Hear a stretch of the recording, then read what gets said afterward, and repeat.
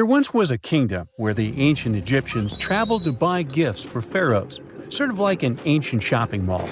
This kingdom, named the Land of Punt, was rich in luxury goods, including gold, aromatic resins, blackwood, ebony, ivory, and exotic animals like leopards and baboons. All of these sound like great gift ideas to me. The Land of Punt was an especially important trading partner for Egypt for over 1,000 years. But if you plan to go there, the bad news is that it hasn't survived to these days, and nobody knows for sure exactly where Punt was located. We only know about it from records. The most famous of them were left on the walls of the temple of Queen Hatshepsut, who had sent an expedition to Punt. Scientists have been trying to find the exact location of this rich land for over 150 years. It could have been southeast of Egypt, in a coastal region south of it along the Red Sea, Gulf of Aden, and the Indian Ocean, or it could have covered the Horn of Africa and the area across the sea in southern Arabia. Now researchers were finally able to narrow down the possible locations thanks to a study of baboon mummies. Ancient Egyptians admired baboons and even thought they were related to the deity of the moon and wisdom. One species, the sacred baboon, was often shown in wall paintings, sitting with its tail curled to the right, and was mummified in this position. Another type, the olive baboon, was wrapped up in one giant cocoon. Both types were found in the tombs of the Valley of the Kings. But if you remember geography lessons, baboons just don't wander around Egypt, so they must have been brought there through trade with other regions. Primatologists, Egyptologists, geographers, and geochemists look at the mummified baboons from two different time periods in ancient Egypt. Some were from the New Kingdom period, and others were from the Ptolemaic period. The scientists did some more hard work and analyzed tissues from 155 baboons from 75 separate places in eastern Africa and southern Arabia. Those were all areas that they thought could be the ancient Land of Punt. They measured oxygen and strontium in the baboons' bodies. When animals drink water and eat plants, their teeth, hair, and bones show a geographic signature of where they've lived, thanks to these elements they contain. Scientists use a special method called isotopic mapping and found out that the New Kingdom baboons they analyzed came from a location in Eritrea, Ethiopia, or Somalia. 5 mummified baboons from the Ptolemaic period had strontium levels that matched those found in Egypt. So, ancient Egyptians might have had a special place to breed and keep baboons, probably in Memphis, a city in Lower Egypt, not Tennessee. Meanwhile, paleontologists from New Zealand got lucky, as some boulders had split open from the tide and revealed fossils of the largest penguin that has ever lived on Earth. The scientists used laser scanners to make 3D models of the ancient penguin bones. They compared these bones to the flipper size of modern penguins and did some math as to how much the old penguins might have weighed. Today, the biggest penguins, emperor penguins, weigh between 55 to 100 pounds. Researchers think that the penguins from the past that they found weighed around 340 pounds, real giants in the penguin world. These huge flightless birds lived in the oceans around New Zealand more than 50 million years ago, after the dinosaurs went extinct. They totally took advantage of their big bodies to stay warm in the cold water. They might have even traveled the world thanks to it. And they'd scare off any predators, but they didn't have any. The asteroid that took down the dinosaurs also got rid of most big marine reptiles, and the ancestors of seals and whales were still living on land. Back in 1992, 4 farmers in China were draining water from their ponds and accidentally bumped into a ship full of gold and ancient statues worth millions. Just kidding, they actually found the Longyu Caves. Those are 24 big caves created by people a long time ago. Even though they are so large and well-made, no one knows who built them, why they were built, or how they were built. Experts think the caves are at least 2,000 years old, but they don't understand why these caves aren't mentioned in any historical records. All of the Longyu caverns look the same and aren't connected to each other. Each cave has one entrance connected to a vertical shaft with a carved staircase. Rain and water from the surface can flow into the caves through these stairs. To manage this water, the caves have special grooves, channels, and a system to catch the water at the bottom. So it looks like the ancient builders were real pros when it came to drainage and water management. Maybe my town could learn a lesson from them as it turns into Venice after every heavy shower. Anyway, the caverns were built below a hill, named after a bird that is one of the most respected creatures in Chinese mythology and culture. It symbolizes all the best things, like high virtue, grace, and the union of yin and yang. Scientists think there could be a connection between the caverns and the bird, but it's just a theory so far. Experts from the National Institute of Ocean Technology in India were doing their routine pollution surveys when they found some structures that looked like a city underwater. Using special sonar technology, the team found big geometric shapes on the ocean floor. They brought up different items from the site, like pottery, beads, sculptures, parts of walls, and even human bones and teeth.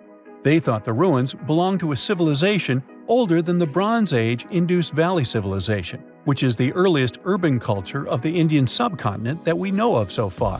But not everyone joined in on celebrating this awesome discovery. Some archaeologists refused to believe it and thought it could be some computer tricks. And even when they saw hundreds of artifacts from the ocean floor, they said an ancient river could have brought them there from someplace else. The team that discovered the underwater site decided to prove they were right. They chose a piece of wood as their main evidence. They tested it and found it was 9,500 years old. That could be the age of the entire site. Skeptics still insist that we can't rewrite all human history because of one piece of wood. Even 23 years since the discovery, no one is sure about the final answer. This is partly because it's hard to explore the site. It's in extremely dangerous waters with strong currents and riptides. During the cool Antarctica's summer, from late November through January, geologists from the University of Wisconsin-Milwaukee climbed the frozen slopes of the McIntyre Promontory in the Transantarctic Mountains. High above the ice fields, they looked through the mountain's gray rocks for fossils from when the continent had green forests. By the end of their trip, the geologists found fossil pieces from 13 trees. These fossils show that the trees are over 260 million years old. This means the forest grew at the end of the Permian period before the first dinosaurs even appeared. More than 90% of all species on Earth disappeared back then, including the polar forests. These trees would have been very tough if they grew in Antarctica and could have survived.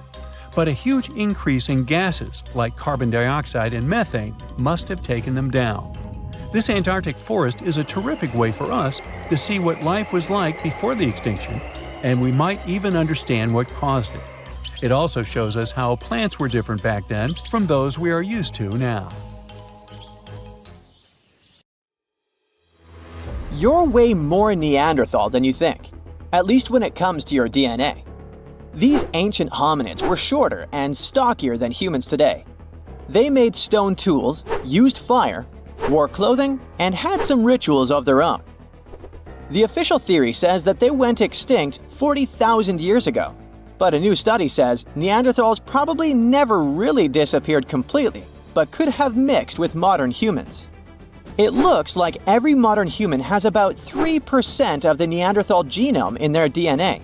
If it's accurate, it means Neanderthals were more connected with our ancestors than we previously thought, and shared a long history of living together.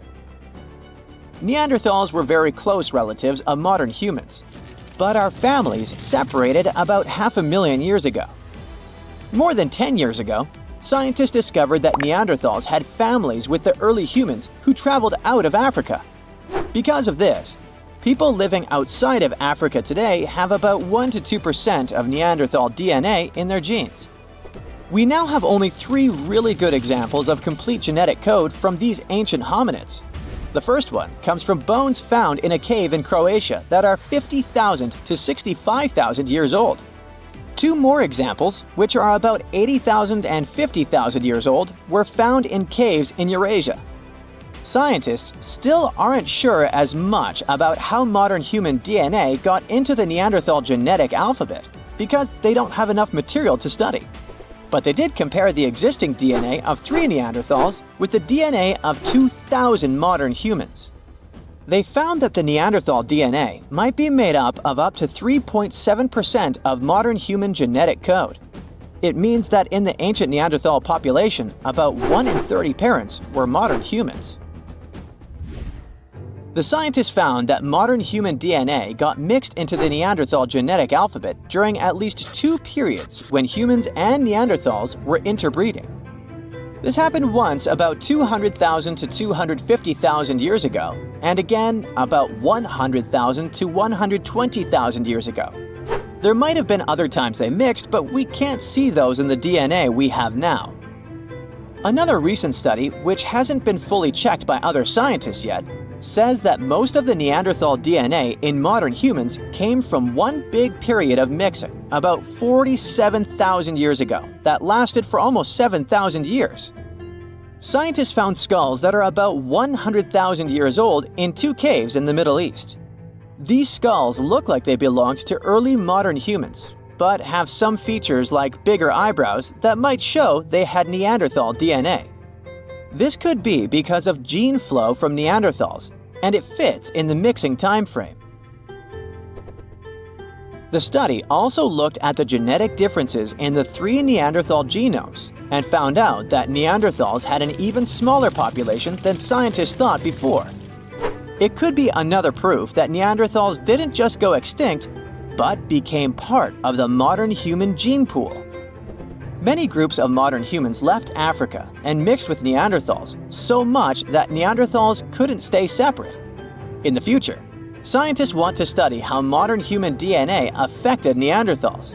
This could help us understand if this mixing had good or bad effects on Neanderthals. Neanderthals aren't our only relatives from the past. There used to be at least 9 species of humans on our planet. One of them, Homo habilis, earned the nickname handyman because stone tools were found with its remains. It lived in eastern and southern Africa. This early human had a slightly larger brain than its older relatives and an ape-like face. Homo habilis was about 4 feet tall and ate a variety of foods. For a long time, scientists thought Homo habilis was the oldest member of our human family. But new dating methods have shown that Homo erectus, another ancient human, might be older and not related to Homo habilis. Homo naledi is a more mysterious member of our human family, discovered in a South African cave in 2013. It's the only region of the world where their remains were found. They walked on 2 feet, but were also good at climbing trees. They were small, about 4 feet 9 inches tall, weighed around 88 pounds, and had small brains. We don't know much about how they lived since we haven't found stone tools or other cultural evidence. But some scientists think they might have buried their deceased and made cave art.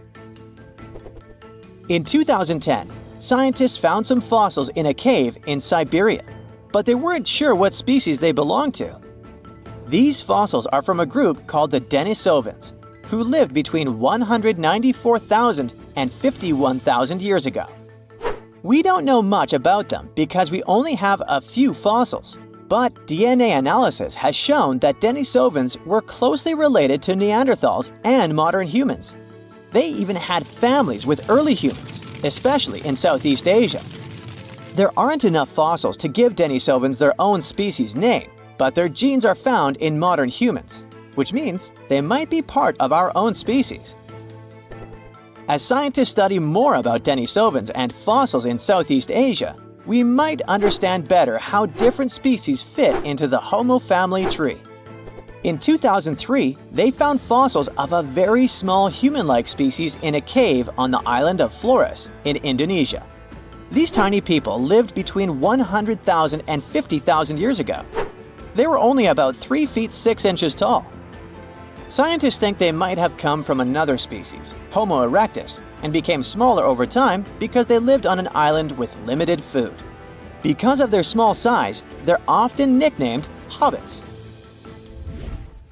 Around 40,000 years ago, Homo sapiens, yep, that's us, were the last humans left out of many different kinds of human-like species that walked on 2 legs. So, the logical question is, what happened to the others? And what did we have to do with their disappearance? Some scientists think we survived because our offspring lived longer, or because we were better at handling changes in the weather. Others think we might have competed with other human species, or maybe mixed with them and shared genes. About 300,000 years ago, the first Homo sapiens lived in Africa. They didn't look exactly like us, but they were more similar to us than other early humans. They had tall, round skulls with almost straight foreheads. Unlike Neanderthals, they didn't have thick brows or jutting jaws like Homo naledi. They also had chins, which no other early humans had, though we still don't know why. Homo sapiens lived in bigger groups and had more genetic diversity compared to other early humans. This helped us in many ways, not just in staying healthy. Having big social networks across different places was like having a safety net. If we ran out of food or water, we could go to other groups we were connected to, and they would help us because we weren't strangers, we were family. These big networks also helped these early humans share new ideas and inventions. A big simulation showed that later species of humans could live in many different environments because of these wide networks and the ability to adapt. We know that Neanderthals were really smart, but Homo sapiens might have been just a little bit smarter. Small inventions like weaving and sewing needles could have given Homo sapiens an edge. Scientists have found evidence of weaving from 35,000 years ago and sewing needles from 30,000 years ago. Weaving lets you make things like baskets and nets to catch food. Sewing needles help you make better clothes and tents, which keep you and your youngsters warm and safe, which is very important for survival. Statistically, 3% of in-hospital amputations performed by skilled surgeons end up in amputation of the wrong limb.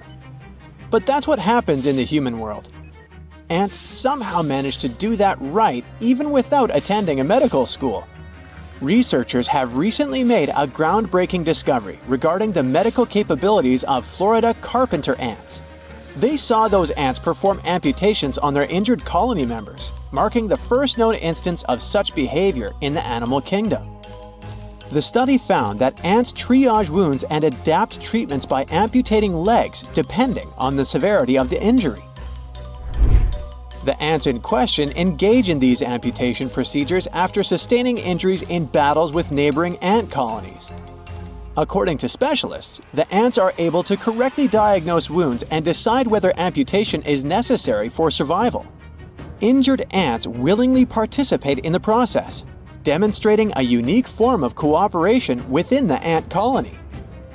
While the exact reasons behind this behavior remain unclear, researchers speculate that ants that undergo amputations have a higher chance of survival compared to those with untreated injuries.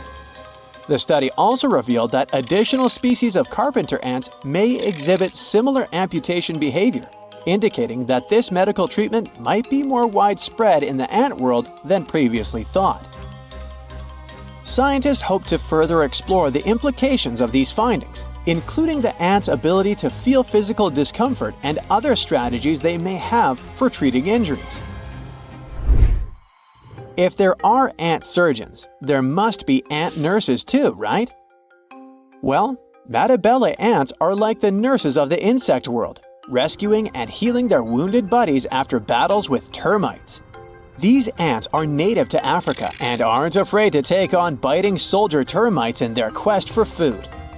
These ants carry their injured comrades back home after raids, but rescues don't stop there. Once back at the nest, ants take turns caring for the wounded, using their mandibles and front legs to hold the injured limb in place and lick the wound for up to 4 minutes at a time. The ants don't just help their friends out of the goodness of their hearts. It turns out that these rescues are essential for the injured ant's survival, with up to 80% passing away within 24 hours if left untreated. Researchers found that the licking behavior might help prevent infections and improve the chances of survival. While humans can't walk more than a couple of blocks without consulting Google Maps, ants use the sun's position and visual memories of their surroundings to guide them home while walking backward with heavy loads of food.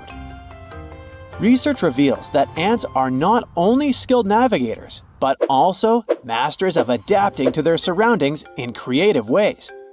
Previously believed to have 2 separate reflexes guiding their movements, ants have now been shown to strategically look behind them and use the sun's position to set their course while walking backwards. Basically, it's like ants have their own GPS system, which is impressive considering their small brains. Yep, size doesn't matter when it comes to intelligence. On another note, trapjaw ants have been found to have a surprising trick up their sleeves when facing predators. These quick and fierce ants can actually propel themselves into the air using their powerful mandibles to escape threats.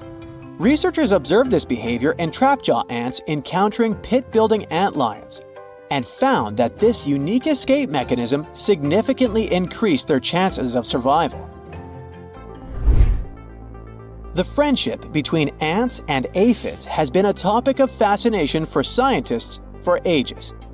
Despite being as different as night and day, these two insects have joined forces to ensure their mutual success, like the ultimate dynamic duo in the bug world. Their partnership demonstrates mutualism, a fancy word for a give-and-take relationship where everyone wins. Ants play bodyguard for aphids, keeping them safe from pesky predators and parasites, while also making sure they never go hungry. In return, aphids whip up some delicious honeydew for ants to enjoy, kind of like a bug potluck. One of the perks of being pals with an ant is having a personal security detail on standby 24/7. Using their impressive jaws, ants scare off any troublemakers trying to mess with their aphid buddies. Some ant species even go above and beyond by taking aphids under their wings, well, legs, and moving them to safer locations. Aphids may not have the best taste in plant meals, but they sure know how to turn it into a yummy treat for their ant friends.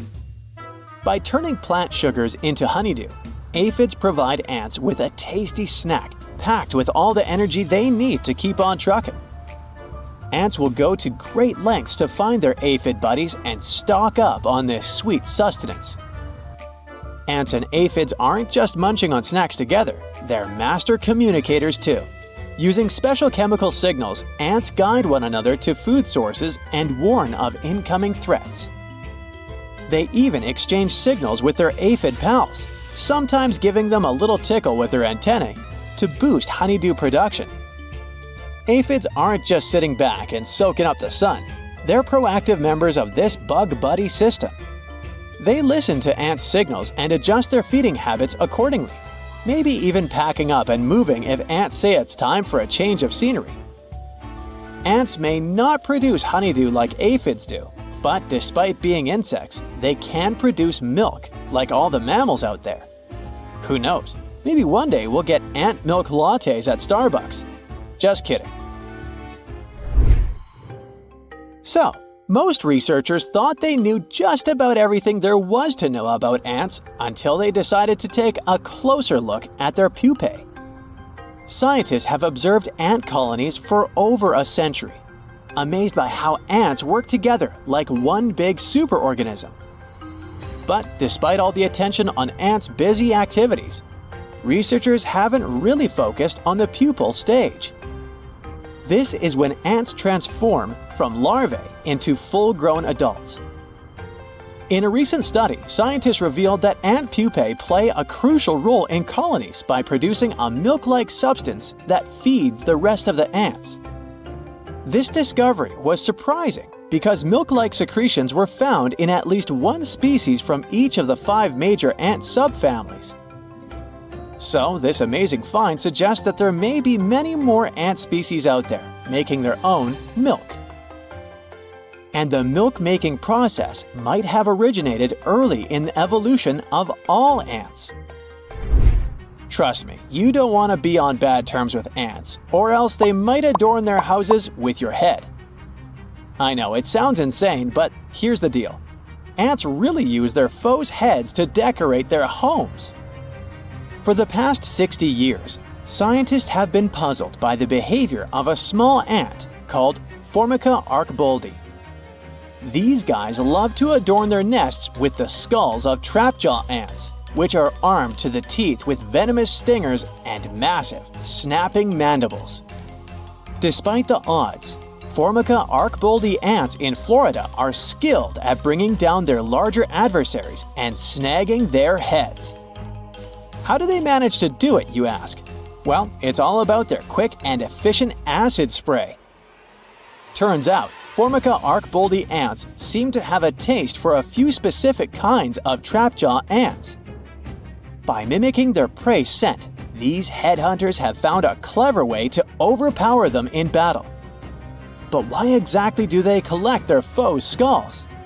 Some experts think it could be a way to mask themselves from kidnapper ants who brainwash entire ant colonies. Tiny weaver ants have impressive nest-building skills and can create nests that are 1,000 times bigger than themselves. They create their dwellings by carefully pulling tree leaves together and securing them with silk produced by their larvae. To start their construction project, ants pick out a tree branch that will work well for their nest. Then they gather around leaves and begin pulling them together until they can form a solid structure. Once the leaves are in place, it's time for weaver ant larvae to shine. Adult ants carefully transport the larvae to spaces between the leaves, where they use their silk-producing abilities to glue everything together. Can you imagine that all modern humans came from about 1,000 people? Around 800,000 to 900,000 years ago, almost all of our ancestors disappeared, leaving about 1% of the population behind. So, what the heck happened? The Earth often goes through glacial cycles, things that we call ice ages. Back in the past, they were pretty mild and happened regularly, about every 41,000 years. The ice ages happened because of the Earth's axis. Our planet is slightly tilted at an angle, which is why its axis isn't straight up. Over thousands of years, this tilt has changed a bit. This teeny-tiny shift completely changes how much sunlight we receive, especially at the poles, and leads to incredibly strong cold or warm periods. About 2.6 million years ago, when early humans were settling in on Earth, the Pleistocene epoch started. That's the era we traditionally call the Ice Age, the one from the movies. Large ice sheets completely covered parts of North America, Europe, and Asia. It wasn't constant ice everywhere all the time. These glacial cycles came and went, and sometimes ice sheets melted for a while. But overall, things were still much snowier and colder compared to now. We can still see the evidence of this from back in the day. Those glaciers carved out valleys and left behind some awesome things like moraines and fjords. And since sea levels were super low, a huge part of the world was land. This allowed people and animals to travel between continents and spread everywhere. It was the time of the megafauna. You all know about it from the movies. Woolly mammoths, saber-toothed bats, giant ground sloths, and mastodons. Our ancestors had some fun times hunting all those giants. Now, humans didn't come from one lineage. It wasn't like monkeys slowly turned into humans. We also consisted of many species: Homo erectus, Neanderthals, and so on. But only one species, Homo sapiens, survived and turned into modern humans. Harsh conditions forced them to get smarter. They learned how to make tools, clothing, and shelters to survive. They became hunter-gatherers and invented fire, which turned out to be super useful during the Ice Age, you think? But they had no idea what horrible change was coming. Something disastrous happened about 800,000 to 900,000 years ago. Humans faced a drastic population crash. Only 1,280 people survived, give or take. Some 99% of early humans were wiped out, and this tiny 1% was lucky enough to become our ancestors. This almost extinction, unsurprisingly, was the climate's fault. It was the Middle Pleistocene transition. The Earth's orbit around the Sun changed its shape a bit. Carbon levels dropped. A lot of stuff was happening, and the Earth's climate was going wild, becoming incredibly cold and dry. The seas suddenly got chillier, and Africa and Eurasia experienced horrible droughts. Looking for food was almost impossible. Scientists learned this by taking the DNA of about 300,000 people from all around the world. They used a new method to help them map the history of human evolution over 1 million years and learn more about it. No wonder we can barely find any fossils from that time. There was almost no one around. What's interesting is that before that happened, most apes had 24 pairs of chromosomes. But because the population became so small, two sets got fused together, and we ended up with 23 pairs. This was the final straw that separated us from other apes. Chimpanzees, gorillas, and orangutans all have 24 pairs, but our fused one became known as the human chromosome. Like a ripple effect, this little thing influenced our brain side, helped us start walking on our twos, and even form language. It took humans about 100,000 years to recover from this catastrophe. Only after all that time, they started spreading around again. Isn't that insane how we managed to go from 1,000 to 8 billion people? In any case, the Ice Age finally ended about 11,700 years ago. The warm period, called the Holocene, began. As things got warmer, human civilizations finally began to develop. 5,000 years ago, it was ancient Egypt, then the Indus Valley Civilization, ancient China, and others. And while we've been thriving for a while, there's one catch. The Middle Pleistocene transition changed the length and intensity of glacial cycles. Before the transition, sure, there was the Ice Age, but the cold was milder, and the glacial cycles were shorter. Things got covered in ice sheets about every 41,000 years. But after the transition, the glacial periods became longer and more severe. These cycles started following a new pattern. Although they happened every 100,000 years, they were super intense. Ice sheets grew large, even extending to the south. So from now on, ice ages that will continue to happen in the future will be a bit different. The next one should be at least 50,000 years from now, maybe longer. It's good for us because it'll occur later, but at the same time, the consequences will be stronger. What our ancestors went through is called a population bottleneck. That's what we call a sudden and huge reduction in the size of a population. Usually it happens because of things like earthquakes, floods or droughts, fires, and even human actions. Just a few people survive, and only they can pass their genes to future generations. And we've got plenty of such bottlenecks in history. Our modern species, Homo sapiens, originally lived in Africa. Around 60 to 80,000 years ago, a small group of them left Africa and spread across the world. It wasn't on a whim, though. They had to move somewhere because of the droughts and huge climate problems in Africa at that time. They had to go look for food and find new places to live. They traveled through the Middle East, moving into Europe and Asia, and eventually reaching Australasia and the Americas. They quickly settled across different continents and started mixing with local human-like species, like Denisovans and Neanderthals. But there was a problem. Originally, the African species were super genetically diverse, but since only a small part of them decided to move out, they carried just a bunch of these diverse genes with them. Unfortunately, this caused a bottleneck for everyone.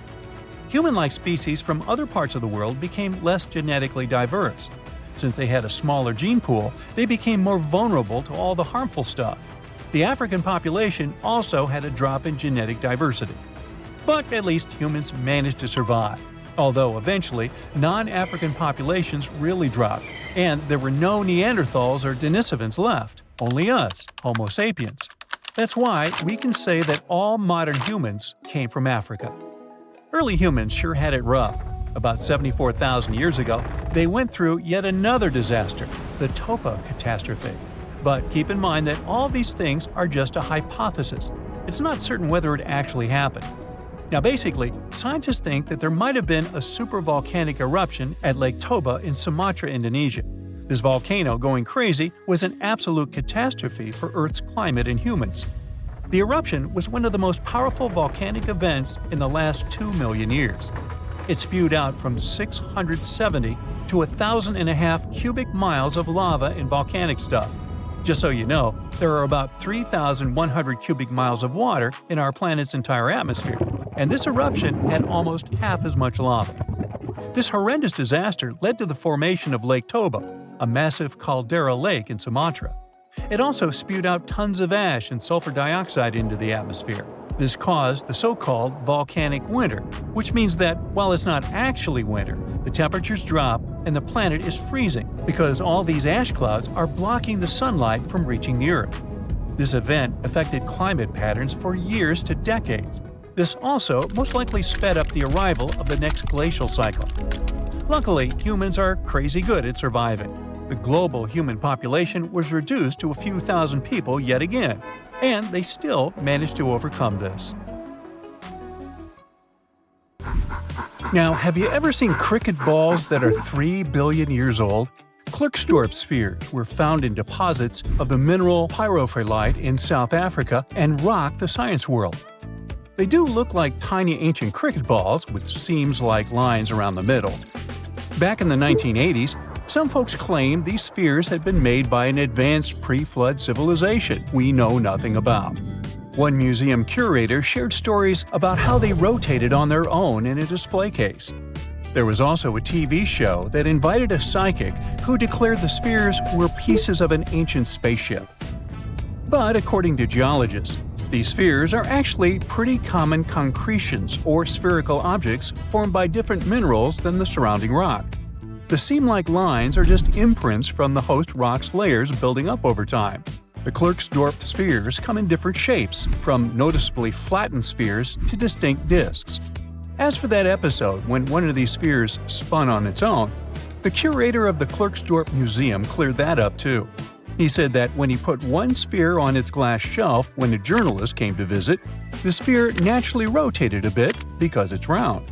The area where the museum is located often experiences earth tremors from gold mining activities nearby.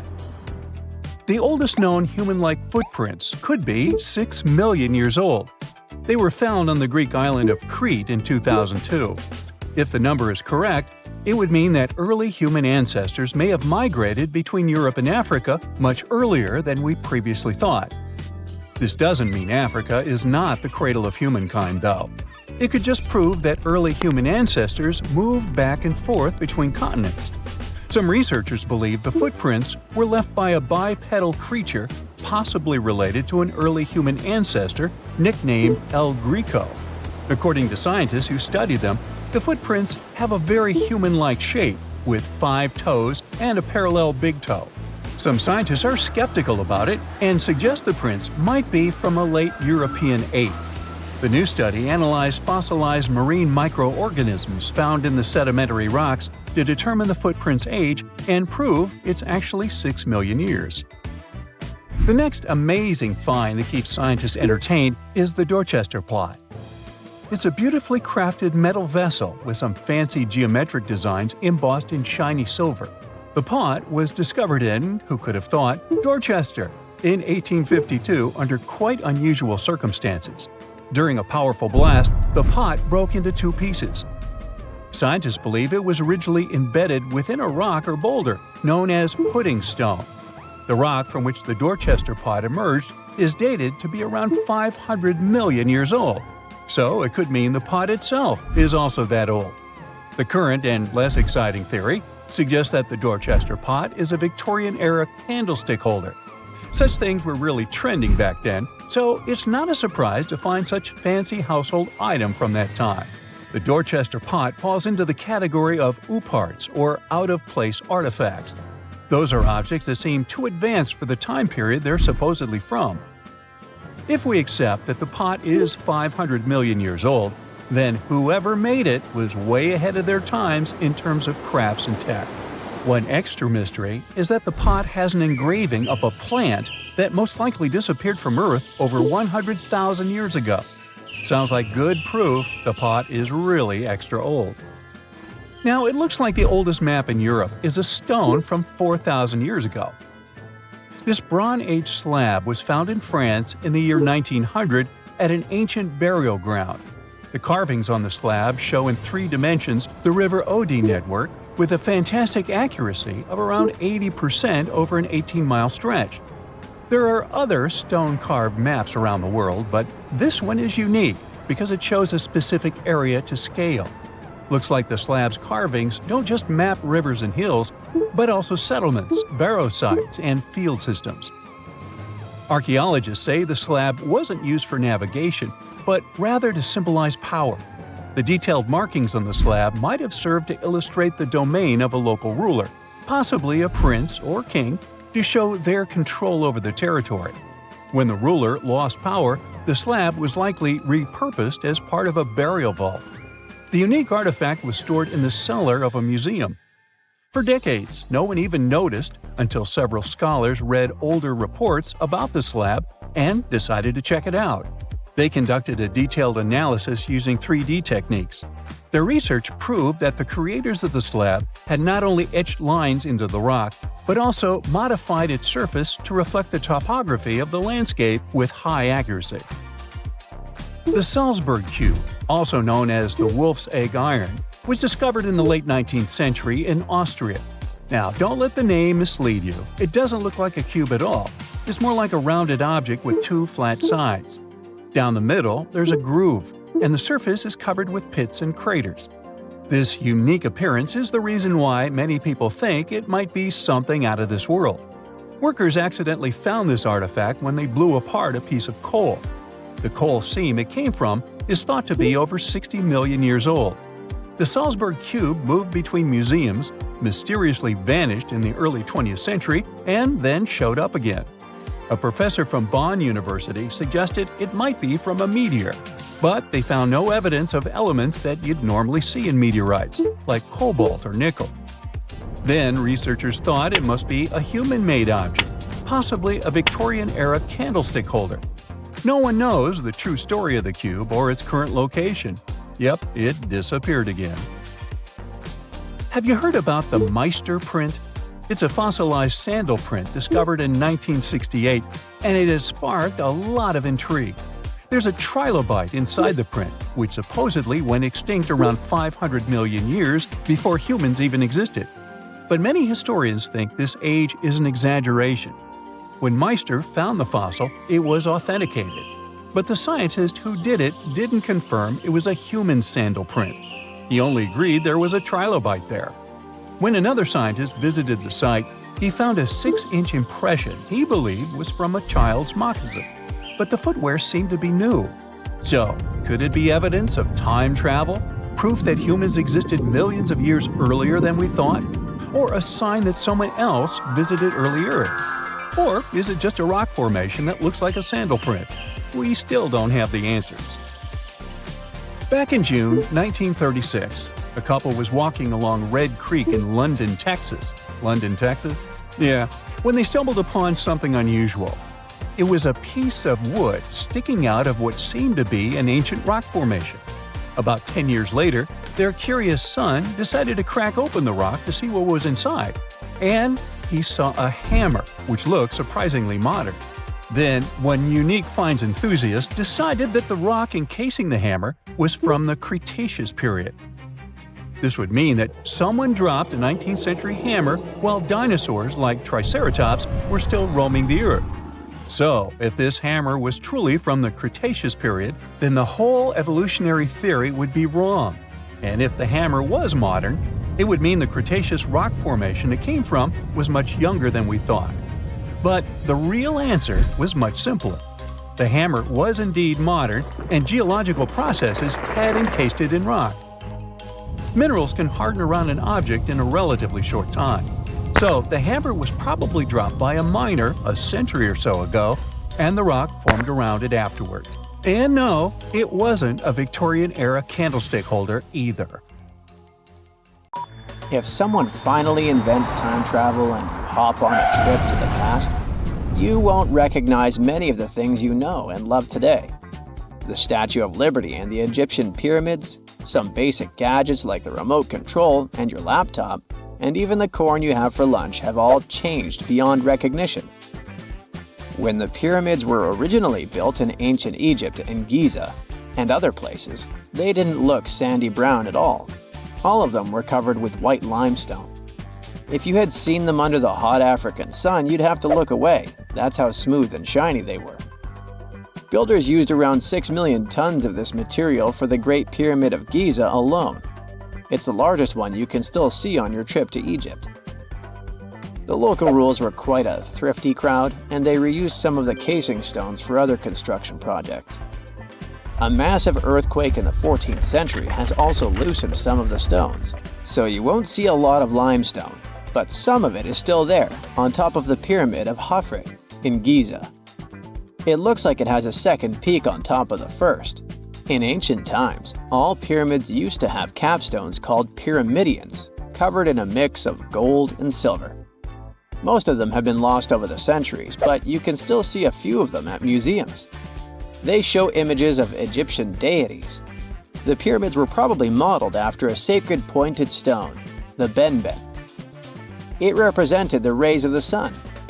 Now, lifting heavy rocks wasn't so simple without the tech we have today.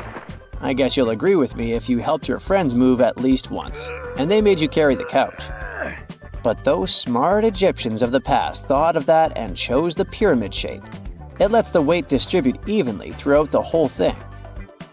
The Statue of Liberty has also had a major makeover since it was first unveiled in 1886.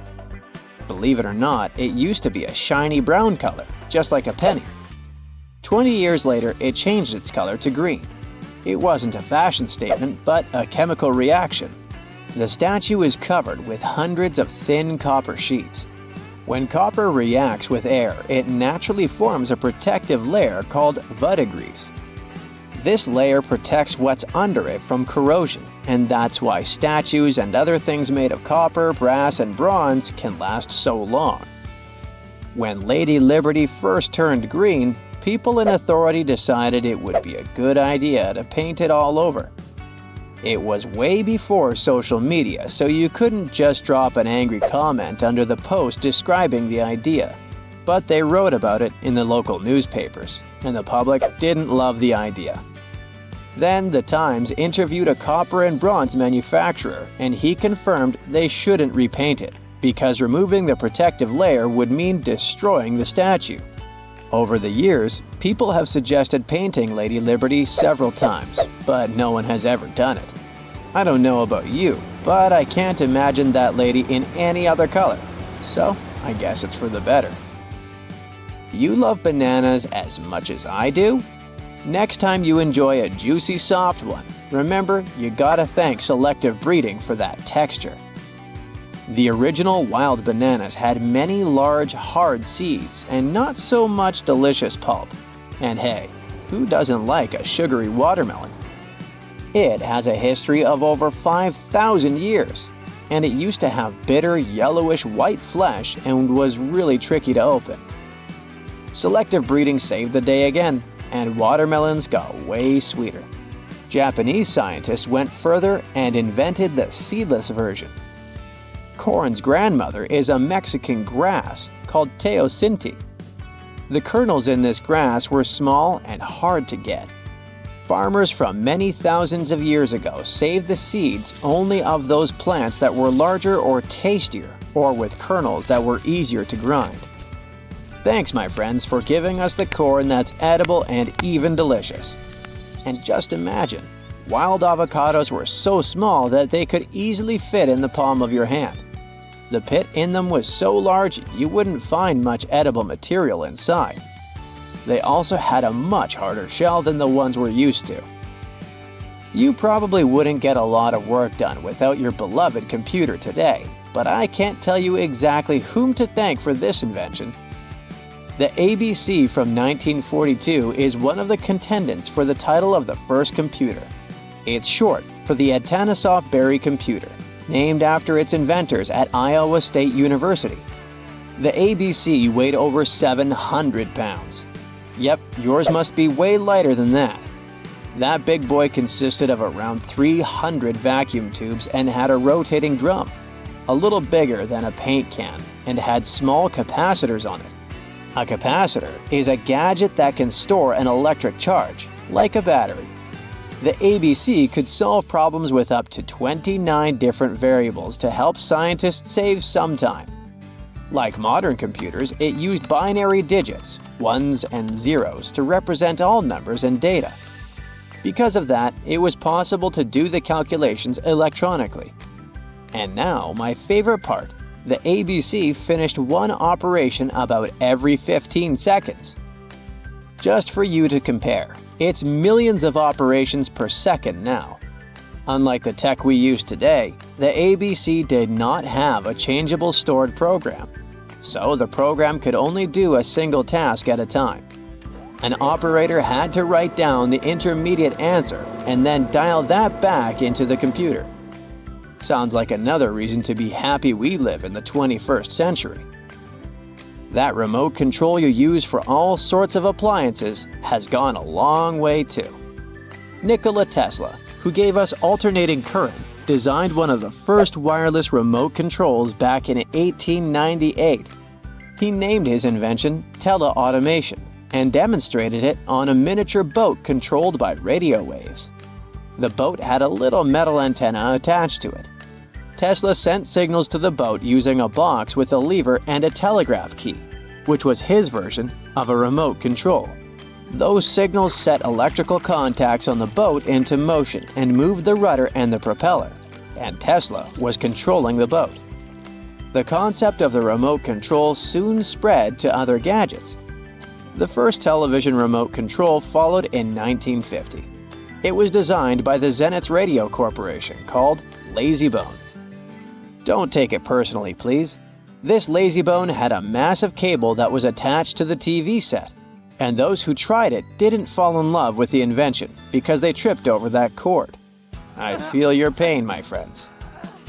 If you live or work on one of the top floors, you gotta love this one. Meet the first passenger elevator. It traveled at the speed of 40 feet per minute. Not the fastest, I know, compared to today's record, which is 40 feet per second. But hey, it was built back in 1857 in New York and was more of a tourist attraction than a necessity. The elevator had a steam engine hidden in the basement of a 5-story building.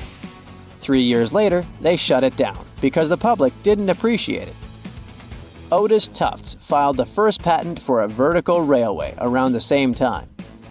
His invention included an actual car with a bench inside for people to sit on. Sounds like a great spot to hang out with friends to me. What do you say? Then they started adding elevators to luxurious hotels around the world. They were entire rooms with a rich design, upholstered seats and mirrors on the walls, and sometimes even a small chandelier. There was an obligatory operator who'd close the door and the car would start its super slow ascent. It was still more about style than about speed, so I guess I'd choose the stairs.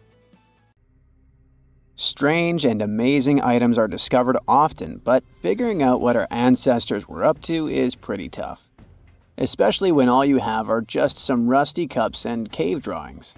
It's no surprise that even the experts in lab coats sometimes make mistakes. But it's not just about dusty plates and huge stones. Sometimes there's even humans with large heads. So grab your digging tools and let's travel back to ancient times to explore incredible societies that even scientists can't fully explain.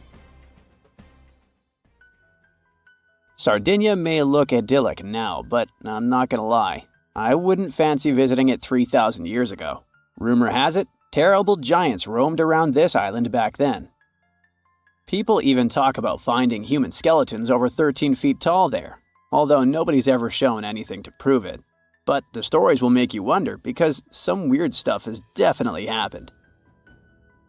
In 1974, over 5,000 pieces of broken stone artifacts were found in a part of the island called Monte Prama, but instead of being displayed in a museum, they were locked up in an underground vault for about 30 years. Sounds a bit suspicious, doesn't it? When they were finally displaced in 2005, scientists put the pieces together to find statues of 38 giant men standing 8 feet tall. Not quite as tall as the legendary skeletons, but still pretty huge. It's thought these statues were made by the Nuragic people, who lived on the island a long time ago. Besides giant statues, they also built over 8,000 massive stone buildings. Perhaps Nuragic weren't giants themselves, but they definitely liked their things big. I do too. I like a big number of likes on our videos. That would be pretty great. Thank you if you liked this and subscribed. Now back to the video. You and I are pretty smart, but we might not be the smartest humans ever. Actually, we might not even be the smartest species. Since 1913, some skull fossils found in South Africa have hinted at a possibly smarter contender called Boskop Man. This human-like species might have lived as recently as 10,000 years ago. Their skull suggests they had really big heads, which means their brains could have been 30% bigger than ours. Wow, Their average IQ could have been around 149, making them among the smartest 0.05% of people today. But if a Boskop brainiac was so much smarter, why are they not around and we are? Well, bigger isn't always better, you know. Our brains are a lot bigger than our ape relatives, mainly in the prefrontal cortex. This part helps with high-level tasks like making decisions, remembering things short-term, and being aware of ourselves. The parts of the brain that handle our senses and movements haven't really grown much. So, maybe the Boskops spent too much time dwelling on the past rather than doing practical things like hunting. But this is all just guessing. We really don't know what happened to these clever cousins of ours. Some people even argue that Boskops weren't any different from us, with the only evidence being parts of skulls. The jungle is huge. Did you know the Amazon rainforest is home to about 30% of all the world's plant and animal species? That's impressive. However, the history of one native species, humans, has long puzzled scientists. The mysterious Kasarabe people lived here for hundreds of years and then vanished around 1400 AD. People thought the Amazon only had a few scattered tribes, but recently we discovered big, unusual shapes in the ground called geoglyphs. These might look like simple shallow ditches, but they're actually the remains of a vast civilization that spread over 5,000 square miles and includes about 450 markings. Some as wide as 1,300 feet. That's insane! They likely contained ceremonial buildings and could have hosted up to 1 million people as recently as 550 years ago. Thanks to new technology like LiDAR, which uses a safe laser to map the forest without harming it, we can explore deeper. In 2019, some scans showed miles of raised roads and pathways and even pyramids over 70 feet tall. They found 26 separate settlements, 2 of which were at least 250 acres each. Damn, that's like 330 soccer fields. It's not certain what happened to the Kasarabe people. Maybe European conquistadors drove them out. Maybe the most baffling ancient civilization is one we've never actually found a trace of. Yep. I'm talking about Atlantis, the grand city that supposedly sank into the ocean. The first mentions of Atlantis come from the ancient Greek philosopher Plato, who talked about a great city near the Strait of Gibraltar. But for ages, everyone just thought Plato made up Atlantis as a perfect version of his own Athens. So why, about 12,000 years after it supposedly vanished, do we still wonder if it might be real? Well, in the 19th century, U.S. Congressman Ignatius Donnelly wrote a book giving 13 reasons why he thought Atlantis was more than just a myth. Then, in 1965, some folks thought they actually found Atlantis when they discovered the Richat structure, a massive 25-mile-wide dome in Mauritania, Africa. It's so big that you can see the whole thing from space. 2 astronauts flying over the Sahara Desert spotted this giant eye staring back at them and thought they'd made the discovery of a lifetime. Unfortunately, there's no solid evidence linking this structure to Atlantis. It's believed to have formed from volcanic activity about 100 million years ago. But it does look suspicious, doesn't it? Still, we're no closer to knowing the truth. Imagine going back to about 3,300 BCE and finding yourself in South Asia. Welcome to the Harappan civilization. These people were way ahead of their time. They had cities like Harappa and Mohenjo-Daro, complete with baked brick houses, sophisticated drainage systems, and even public baths. This place might have had over 5 million people, making it one of the densest regions at the time. They also invented a system of standardized weights that was incredibly useful for traders. And trading they did. These people had connections stretching all the way to the Middle East, thanks to their great skills in metallurgy. They even had a form of ancient branding. The seals were used to stamp clay on tray goods. Despite being so advanced with a thriving urban life, there's a whole bunch of mystery shrouding their language and script. We've got bits and pieces of their writing, but no one's deciphered them yet, even with all the technology we have today. We also still don't know how exactly their society worked. It looks like they didn't flaunt their social status as much as other civilizations. No grand palaces or massive monuments. Instead, their largest buildings might have been granaries. They sure were practical. Unfortunately, all good things must come to an end. Around 1800 BCE, this bustling civilization started to decline, possibly due to shifts in river patterns. As the environment changed, the Harappans packed up, moving towards more hospitable lands. Ever heard of the Minotaur? The beast with a bull's head and a man's body, hunting the bravest travelers in a massive maze. Well, this wasn't just any old tale. It was one of the most popular dramas of the ancient world, and it was inspired by this place, the island of Crete. The Minoans lived here during the Bronze Age. They had stunning palaces, amazing frescoes, and a culture so rich it still fascinates historians to this day. They built places like Knossos, which was so complex with its multi-story buildings and elaborate hallways that it might have inspired the whole labyrinth myth. Their engineering was so ahead of its time that even their drainage systems were more advanced than what many of us have today. Let me know in the comments which of these stories you find the most fascinating, and thanks for watching.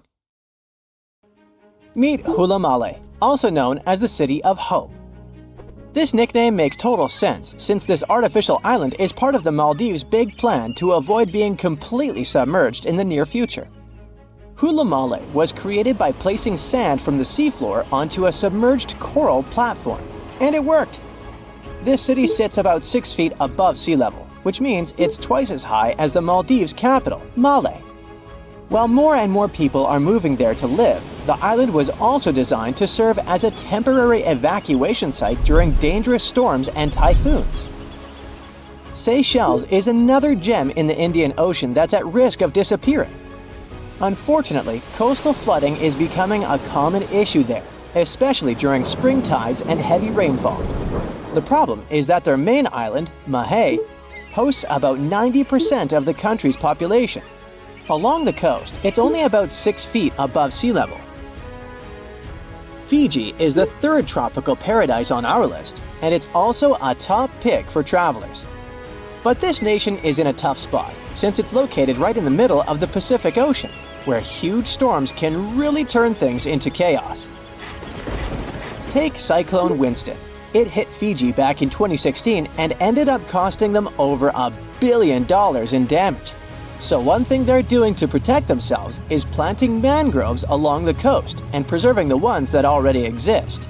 These trees are awesome since they help reduce wind speed during cyclone emergencies and also combat erosion by trapping sediments. Egypt might be in trouble too. I mean, it's not like the whole country is going to be underwater and we'll only see the tips of the pyramids in a few years. But things could really change for them as coastal cities are facing a serious risk. Take Alexandria, for instance. 45% of its population already lives below sea level. If the city is flooded, not only will everyone have to move, but Egypt in general will suffer a major impact on its fish production. In Europe, one of the most at-risk populations is in the Netherlands, where about half the people live in areas below sea level. In the future, planning a romantic gesture with tulips for your girlfriend could become an impossible mission. The Netherlands is responsible for 2/3 of the world's tulip production. So if fields are taken over by saltwater, it's game over for the blooms. But the good news is that the Dutch have centuries of experience dealing with water, so knowing how to work with storm barriers and seawalls can prevent them from a doomsday scenario. The risks of rising sea levels probably aren't higher anywhere else than here in Tuvalu. This island chain, located halfway between Australia and Hawaii, could be the first state to become uninhabitable. Its stunning land is only about 9 feet above sea level. And just by looking at it on the map, you can see how narrow it is. In fact, the narrowest part in Fongafale is only about 65 feet wide. So even before higher tides become a real problem, the country's limited farmland could be flooded with saltwater. The next country on our list is the Philippines. This archipelago in Southeast Asia boasts some of the most stunning scenery. but it faces the risk of flooding for two reasons. First, due to rising sea levels, and second, because of crazy, unpredictable weather. Since 1990, events like cyclones, earthquakes, and tsunamis have cost the country over $20 billion. Have you ever heard of Vanuatu? This chain of islands, spread out between Australia and Fiji, could be flooded soon. Vanuatu was one of the first Pacific nations to relocate an entire community to a safer spot. Back in 2005, residents living in risky coastal areas of the northern island of Tegua moved to higher ground. Next up, the Marshall Islands, a country located in the Central Pacific. Studies show that 40% of the buildings in the capital city, Majuro, could end up underwater in the future. But this country isn't throwing in the towel just yet. They've got a game plan. They are fortifying the infrastructures of their low-lying airport, relocating key buildings to higher ground, and putting up seawalls on rural islands. Heading south, we've got Nauru. This is actually one of the smallest countries in the world, covering just 8.1 square miles. Today, it's home to 10,000 people, but it's on the brink of becoming uninhabitable. Water levels are rising about 3 times faster there than the global average. The Buada Lagoon sparks special concern since it's the only surface freshwater resource, and it's located only 16 feet above sea level. Our next stop in the Pacific Ocean is the Republic of Palau. Rising sea levels are no joke for them either, but protecting their crops, especially taro, is a priority at this moment. About halfway between Hawaii and New Zealand lies Samoa, and this country is dealing with a unique situation. Not only is the volume of water increasing there, but their land is also sinking. You see, a couple of strong earthquakes and tsunamis hit Samoa back in 2009. So as the crust bounces back to its original position, the overall land surface is actually going down. Because of this, their housing and main infrastructure could take a serious hit, especially since all their airports are along the coast. Let's head to Kiribati. This Pacific nation has a big problem with frequent flooding because most of its people and infrastructure are near the coast. Apart from the volcanic island of Banaba, none of Kiribati's land is more than 6.5 feet above the ocean.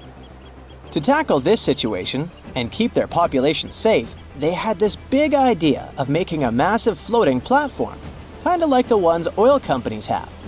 But the problem is that it would cost them a fortune, as the project is estimated to be around $2 billion. If visiting Vietnam is on your bucket list, you better hurry up.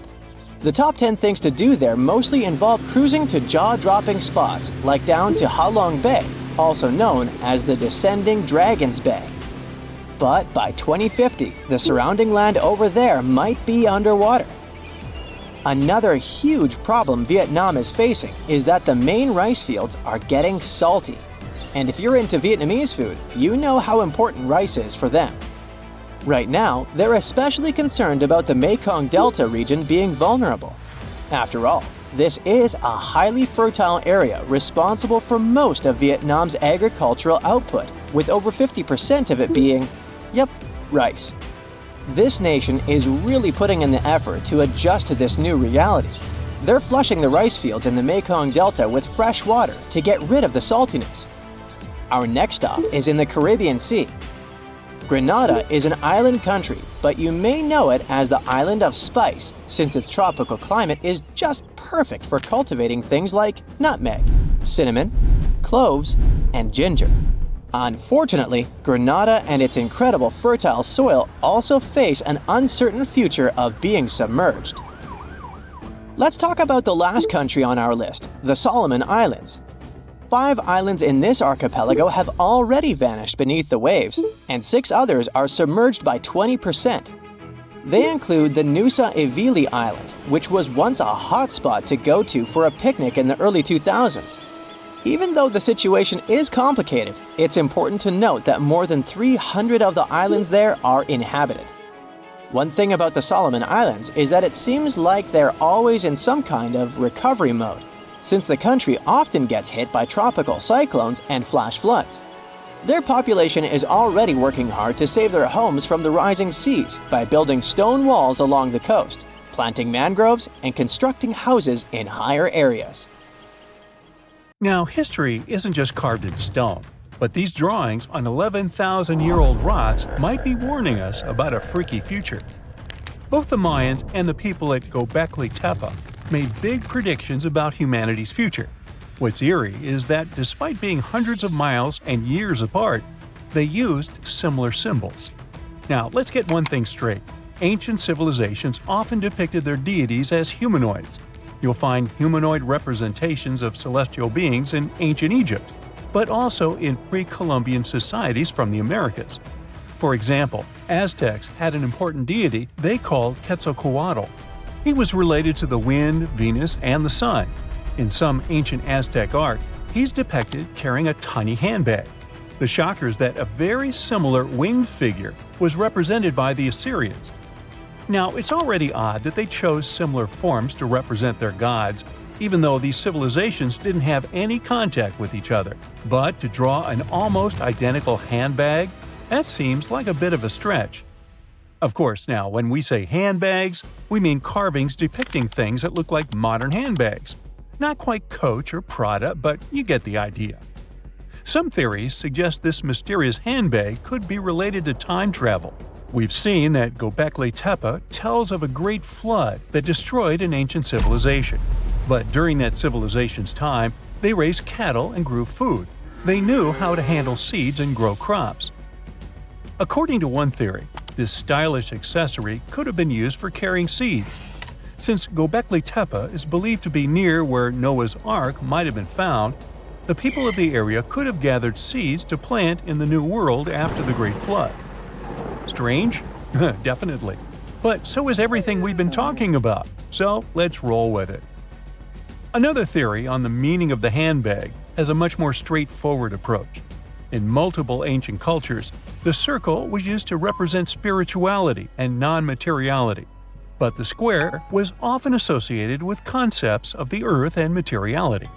So, what we modern humans understand as a handbag might be an image that symbolizes the reunification of the earth and sky, of the material and non-material elements of existence. Not a bad theory, I would say. But then, who am I? Some researchers, like Graham Hancock, are not convinced with these previous explanations. For him, Göbekli Tepe is all about little gray people and their contacts with ancient earthling civilizations. You see, right in the middle of this ancient site, there's a special pillar called Pillar 43, or Enclosure D. At first glance, it looks like an astronomical calendar. You see the scorpion? That's the Scorpion constellation. And that ball in the center? It's all about the sun's alignment. We know ancient societies like the Maya or Incas were stellar astronomers. So what's the big deal here? Turns out the folks at Göbekli Tepe were talking about a massive natural disaster that wiped out all forms of life before their time. When astronomers recreated the angles and positions from Pillar 43, it showed an astrological setup from over 13,000 years ago. The stone also depicted a tragic event, a mix of a flood and a meteor shower. The headless man? That's humanity's tragic end. And the snake from the ground? Giant waves washing over the earth. And it's not just one stone telling the tale. Pillar 56 shows more of the Younger Dryas event, or as it's called, the terror from the sky. You see animals fleeing and waves crashing as the meteor shower hits. But wait, while Pillar 43 gives us the exact date of the last disaster, Pillar 18 in Enclosure D gives us the date of the next possible wipeout. The art depicted in this pillar zooms in on the constellation of Aquarius. Now, you might have seen the movie The Age of Aquarius or heard some woo-woo theories about how we're entering this phase right now. You see what I'm driving at? Göbekli Tepe might be giving us the date of the next disaster so that we have time to prep for it. These images could be a survival guide for humanity. Or not. Now, this would be bananas if it weren't for one piece of evidence. Let's check the facts. The Encke comet, discovered in 1786, used to be part of a megacomet, 100 miles wide, made of ice, metal, and rock. It broke up and formed a debris field. Now, instead of one huge comet, we've got millions of smaller ones. When the Earth passed through that debris, the folks at Göbekli Tepe saw a firestorm of comets, all coming from the Aquarius constellation, just like on Pillar 43. Now here's the supposed scary part. We pass through that same debris field every year. If you're watching this in September, October, or November, we're flying through it right now. It could happen that these debris fall onto the surface of the Earth all over again, repeating history. But so far, that's just a theory. The mind-boggling question is, how did the people at Göbekli Tepe know about an event that happened before they were all born? In 2019, excavations kicked off at Karahan Tepe, about 40 miles from Göbekli Tepe. But research suggests it might have been settled even earlier. Göbekli Tepe seems to have been a place of worship or an observatory, but Karahan Tepe shows signs of a structured society. Excavations at Karahan Tepe reveal artifacts like intricate carvings, tools, and even possible remnants of buildings. This suggests that these people were not just hunters and gatherers, but had a structured society with spiritual or ceremonial practices. In 2020, researchers started unearthing several other settlements in the area, indicating that Göbekli Tepe was part of a huge metropolis.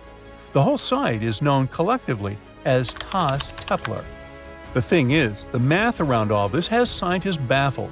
Around that time, Earth was just leaving its last ice age, and scientists used to think Stone Age civilizations were primitive. But evidence keeps showing up, proving that wasn't the case. For Göbekli Tepe to have existed with that level of tech 12,000 years ago, there must have been an even earlier civilization. That kind of tech doesn't just pop up out of nowhere. And hey, we've got plenty of other proof of advanced societies. Take the Mayans, for example. Recent discoveries have shown they were even more advanced than we previously thought. They built massive cities with roads up to 130 feet wide, painted white to guide travelers at night, a feat you'd expect in places like Portugal or England. These roads, sometimes elevated over swampy ground, formed a network of over 964 settlements, like a giant spider web. A bunch of scientists turned their eyes on this theory, but it could be the connecting point of everything we've been speculating about in this video. After all, the people from the sky could have come down and told the people from Göbekli Tepe about the destruction of a more ancient civilization than theirs. Or not. Remember, don't give up your critical thinking just because you see something on the internet. Anyway, Göbekli Tepe raises suspicions just as Stonehenge and the Great Pyramids of Egypt. When we mix little green aliens into the equation, it explains one way that surreal engineering feats were possible in these sites. But it also underestimates our human ancestors and their thinking abilities. One of the main characteristics of Göbekli Tepe's architecture are the T-shaped pillars. The heaviest of them weigh 20 tons and are around 20 feet. These pillars were erected perfectly, without so much as a dent in them. Sure, that's pretty hard to do without modern machines. But hey, maybe they figured it out and built it after much effort. Now, in case you don't know what I'm talking about, this old pal is supposed to have cracked the secret of the pyramid builders in modern-day America. He used it to build his own castle and other mesmerizing structures. So, hey, I guess we'll have to keep digging to find out the actual facts about it all, huh? There are tons of weird things on Mars. Spoons, noodles, doors, even faces. Are they all really just rocks? Besides, it's not the only planet in our solar system full of mysterious things. Let's check them out. Recently, we found a strange thing on Mars that looks like a smooth, spoon-like object. It grabbed everyone's attention after NASA's Curiosity rover spotted it. The rock, with a handle and rounded tip, looks like it's floating in the rover's photo. People on the internet are puzzled about what it might be. Some are joking that it's a Martian's bowling pin, or even a shoehorn left by extraterrestrial creatures. But Andrew Good from NASA says it's not that exciting. Turns out it's just a rock shaped by the wind over a long time. These kinds of rocks with odd shapes are common on Mars. They're called ventifacts. Ventifact is a rock that can get scratched, dented, or smoothed out by tiny particles carried by the wind. You'll usually find these kinds of rocks in dry places where there's not much grass or trees to block the wind, and where there's a lot of sand blowing around. Sometimes, the wind can carve ventifacts into really cool shapes, like the mushroom rocks you can see in the White Desert National Park in Egypt. These rocks look like giant mushrooms because the wind wears away the bottom part faster than the top, making them stand tall and slim. Ventifacts aren't the only cool Martian rocks. Check out this series of surreal spikes protruding from the red surface. NASA's Curiosity rover stumbled upon them while exploring the Gale crater on Mars. They quickly caught everyone's attention. Twisting structures resembling spikes looked like some extraterrestrial doors. Even the SETI Institute, an organization focused on searching for extraterrestrial life, tweeted about the image, referring to it as a cool rock. But in reality, these are just hoodoos. These tall and thin spires occur when hard rock sits atop softer rock layers. Martian spikes are likely cemented fillings of ancient fractures in sedimentary rock, with softer material eroded away over time. Again, there are many hoodoos on Earth too. They're also called fairy chimneys or tent rocks. You can find them in places like Utah's Bryce Canyon and the Colorado Plateau. NASA is excited about these weird structures because they can help us learn more about the history of the Gale crater. There was also a rock that looked like a jelly donut. We called this rock Pinnacle Island. It was spotted by NASA's cameras. However, just 4 days earlier, it was nowhere to be seen. So how did it magically disappear? In a very anticlimactic way, it was kicked up by one of Opportunity's wheels as it traversed the Martian terrain. But there's still some mystery surrounding that jelly donut. Analysis revealed that Pinnacle Island contains unusually high levels of sulfur and manganese. Both of these things are water-soluble. In other words, there might have been some water action that created these elements in the rock. So this tiny thing suddenly caused a lot of drama, and an entire lawsuit against NASA. It claimed that the agency failed to investigate a possible fungus growing on Mars. Jelly donut fungus. But not all our findings are natural. Another puzzling discovery was this thing the Perseverance rover spotted. It's something that looks like tangled spaghetti or string. Just like the donut, this mysterious object showed up in a rover camera image and then vanished from the sandy ground in several days. It turns out that it could be debris from the rover's landing system. Perseverance landed in the Jezero crater in February 2021. It had a rough landing and accidentally scattered debris around. Some of these debris pieces have been showing up in the rover's images for a while now. The string-like object is likely a piece of shredded Dacron netting, which is a type of fiber used in thermal blankets. These blankets help regulate equipment temperatures during the super hot process of landing on Mars. It probably underwent significant unraveling and shredding due to strong forces during the landing. Thermal blankets lost a bunch of stuff back then. For example, this shiny foil piece spotted in June. The rover found it on a rock. What's remarkable is how far some of the debris has traveled. The rover landed about 1.2 miles away from where it's currently exploring. It's probably because the crash threw the debris into the air, and the Martian winds carried it over such a distance. Mars is known for its strong winds, which can move lightweight objects. However, while it's fun to stumble upon them on images, there are concerns about the debris and trash on Mars. We haven't even fixed this problem on Earth, and we're already creating it on Mars. The debris we left on the red planet is already accumulating in an area called Hogwallow Flats. Plus, the debris can accidentally contaminate the sample tubes used for collecting Martian rocks.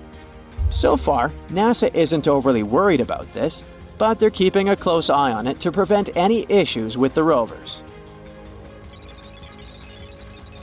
Now, how about not things, but animals?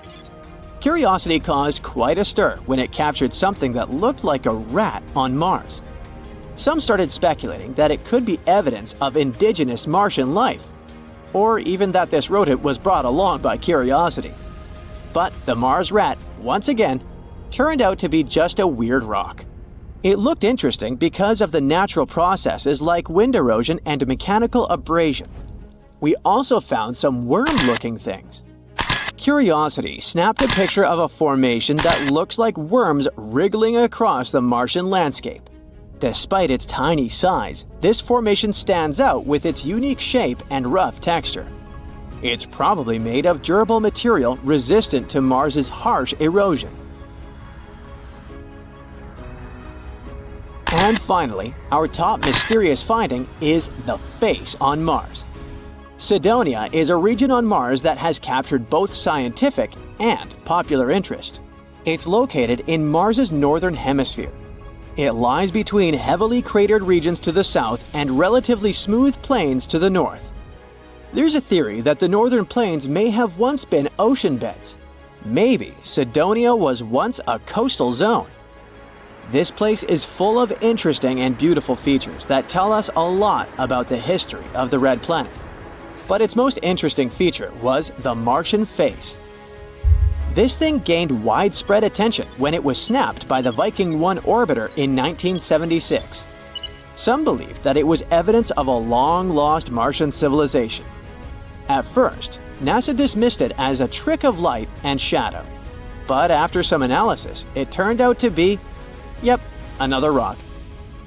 We also saw a face of a bear. It was captured by the high-resolution imaging experiment camera. In an image, we can see a circular fracture pattern that looks like a bear's head, with two craters forming the eyes and a V-shaped collapse structure like the nose. The head likely formed because something heavy settled on top of an old hole in the ground. This hole was filled with either lava or mud. The nose-like feature is speculated to be a volcanic or mud vent. But why do we keep seeing these strange things on Mars? Sometimes our brains can trick us into seeing things like faces or objects in rocks and other things. But these are just illusions called pareidolia. Pareidolia is a psychological phenomenon that makes us see familiar patterns or shapes, especially faces, where none actually exist. It's because the brain encounters something it doesn't recognize or understand right away. It tries to find things that look the most like this one. So it sees random patterns, textures, or sounds as something meaningful and recognizable. That's why a chair and clothes on it seems like a super creepy human-like figure at night. It also causes you to see faces or shapes in clouds, or hear recognizable sounds and even words in random noise. It's a fascinating proof of the power of our perception, but we also should be careful with it and not let our imagination run wild.